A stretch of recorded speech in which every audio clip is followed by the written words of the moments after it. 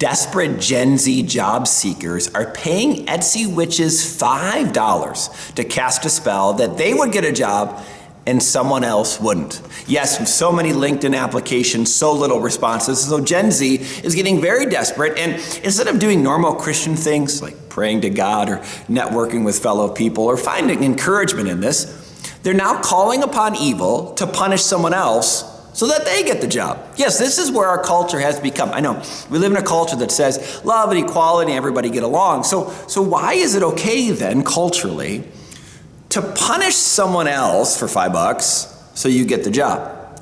Again, what a difference when you go at the altar of the devil and you ask him to punish your enemies instead of the Christian God, where we come at the altar of the Lord. And again, I understand the premise. I understand the need. As a pastor, I have conversations I feel weekly where people are saying, I'm trying to get a job, I'm trying to get a different job, and opportunities are scarce and unemployment rate is low, and what can I do? What can I do different?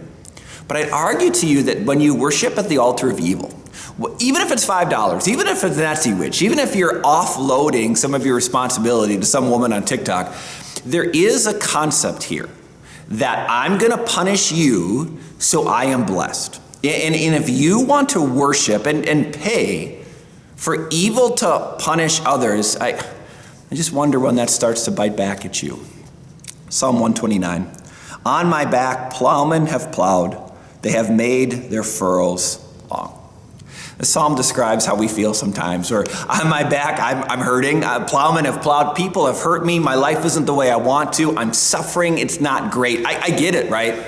And you might have that vindictive part of you that says, I would like them to get theirs. And might even want to cast a spell. I understand the sinful nature. Christians have that same sinful nature too.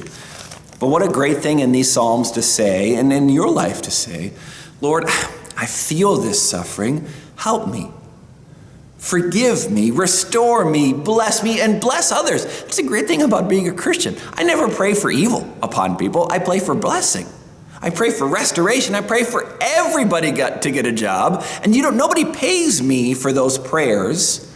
No, the blessing of a Christian is to say, even in my suffering, I'm not going to give in to my worst inclination. I'm not going to give in to evil and vindication. I'm going to say, Lord, this hurts. Help me and help others. When I'm seeking for some blessing from you, it is not at the expense of someone else. A rising tide lifts all ships. There is something to say, Lord, bless us all. And if you would, remember me. And even when I'm hurting, bless me and many others. We see the way that he does.